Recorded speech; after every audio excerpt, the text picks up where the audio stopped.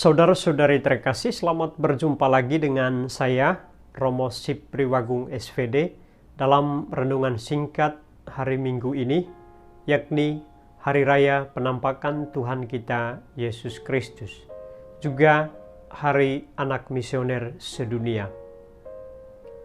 Saudara-saudari terkasih, pewartaan suci hari ini menggambarkan sekali lagi kepada kita semua bahwa Allah telah melawat umatnya, terang telah datang dan menerangi kegelapan dunia melalui Yesus Kristus, Putra Tuhan yang telah lahir dan diam di antara kita.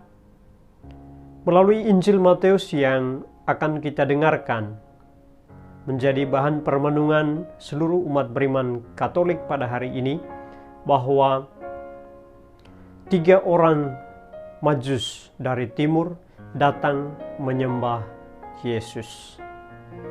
Dari kisah ini ada 2 hal yang dapat menjadi permenungan kita untuk kita hayati. Yang pertama, Herodes dan orang-orang di Yerusalem, dan yang kedua, 3 Majus dari timur. Apa yang mau kita lihat atau kita renungkan dari kedua kelompok tokoh dalam Injil Matius pada hari ini? Yang pertama, dari tokoh Herodes dan orang-orang Yerusalem setelah mendengar kabar tentang kelahiran Sang Raja Israel, Sang Juru Selamat. Mereka panik dan kemudian menyusun rencana-rencana jahat untuk membunuh anak yang kelak menjadi raja atas Israel. Dengan ini kita melihat bahwa berita tentang kelahiran Sang Juru Selamat, Raja yang memimpin Israel pada keselamatan, tidak membawa damai, tidak membawa sukacita bagi Herodes dan orang-orang lainnya. Alasannya karena mereka takut kehilangan kekuasaan, takut mendapat persaingan atau disaingi, kehilangan jabatan, dan singkatnya, mereka tidak membuka diri terhadap kelahiran Sang Juru Selamat yang sudah ada di tengah-tengah mereka. Karena mereka tidak membuka diri pada rahmat keselamatan yang dibawa oleh Sang Raja Damai, maka damai tidak ada dalam diri mereka, damai hilang dari hidup bersama. Karena itu Herodes dan kawan-kawannya menyusun rencana dan kemudian membunuh banyak anak di Yerusalem. Inilah hal yang pertama.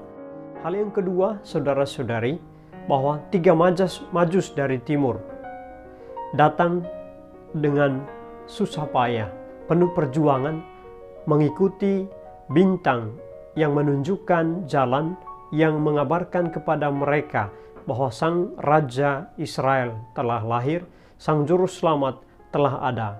Mereka datang mencari dan menjumpai Yesus lalu menyembahnya. Perjuangan mereka didasari oleh sikap hati yang terbuka, sukacita yang luar biasa. Karena itu mendorong mereka untuk datang menyembah Tuhan. Dari 3 Majus ini kita belajar satu hal, yakni keterbukaan hati untuk menerima Sang Juru Selamat, dan keterbukaan itu mendorong mereka untuk menyembahnya. Mereka mempersembahkan harta kekayaan yang ada pada mereka, yakni emas, kemenyan, dan mur. Inilah tanda penyerahan diri. Saudara-saudari, mari kita lihat sedikit apa yang dapat kita ambil atau kita petik sebagai makna dari 3 simbol yang digunakan untuk menyembah Yesus, yang mereka persembahkan kepada Yesus. Emas. Sebagaimana kita ketahui, emas adalah hal yang istimewa, dan dalam perlombaan-perlombaan, orang yang mendapat peringkat 1 adalah orang yang diberi medali emas.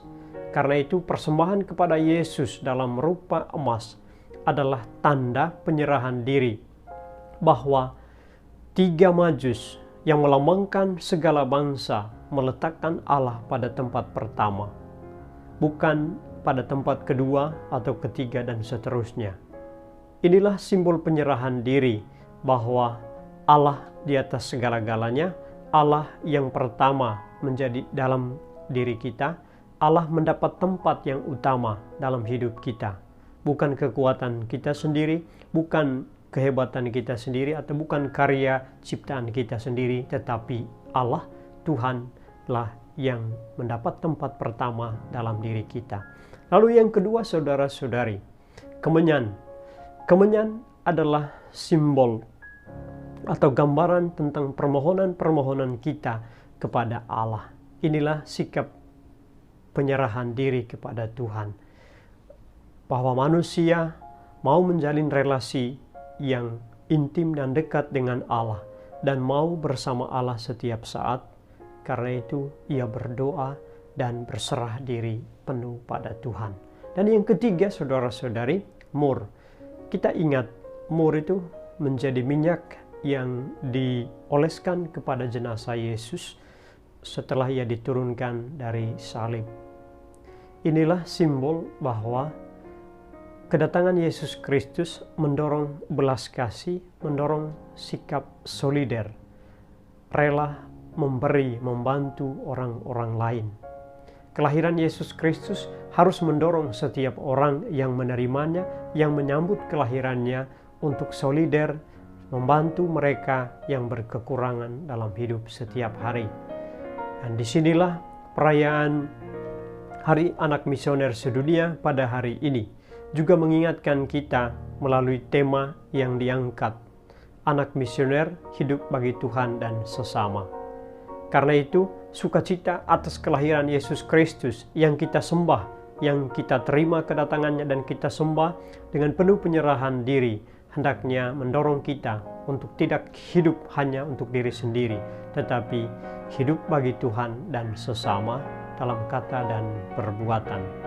Saudara-saudari terkasih, inilah yang dapat kita renungkan pada hari Minggu ini secara singkat. Mudah-mudahan berguna bagi pertumbuhan iman kita, bahwa kita telah dipersatukan menjadi anak-anak Allah. Maka kita diminta untuk berserah penuh pada Dia, menyembah Dia, dan menjadi tanda berkat bagi orang lain. Tuhan memberkati.